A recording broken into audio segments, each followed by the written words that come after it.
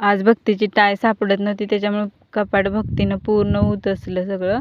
आणि परत मग मीच शोधून दिली. असंच होतं, मुलांना काही काम सांगितलं का की ते आपल्याला डबलच काम होतं. माझं तर असंच होतं. तुमच्यात असं होतं का? कमेंट करून सांगा मला. कारण काही मुलांना घे म्हटलं की ती 2-3 कपडे जास्तच पाडून ठेवलेले असतात. मग पूर्ण कपाट व्यवस्थित लावलं सगळं, अंथरूण वगैरे उचललं सगळं पूर्ण.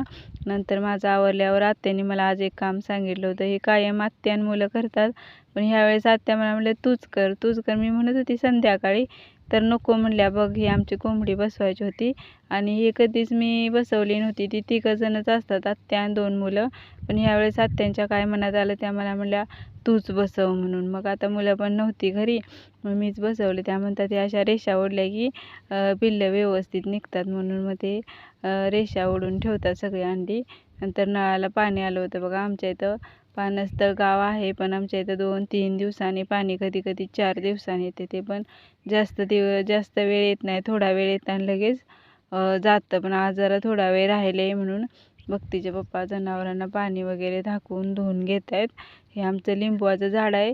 ह्याला 2-3 बहार येऊन गेलेत, पण अचानकच सुकल्यासारखं झालेलं, पूर्ण सुकलं. मला तर खूप वाईट वाटत होतं, कारण एवढं मोठं झालेलं आणि अचानक सुकलं.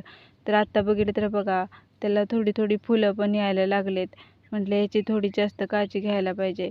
शिंगरूला पाणी दाखवत होती, तर ते पित नव्हतं. त्याला इथलं पाणी नाही आवडत, तिकडं घरी जायला लागतं पाणी प्यायला. त्याला घरचंच पाणी बरं वाटतं, ते नाहीच पित म्हणते. आणि दुसरं बघा, छोटंसं पिल्लू कसं पाण्यासाठी करते. आता आंब्याला छोट्या छोट्या कैऱ्या यायला लागलेत बघा. मग आता ढगाळ वातावरणाने काय होते काय माहिती.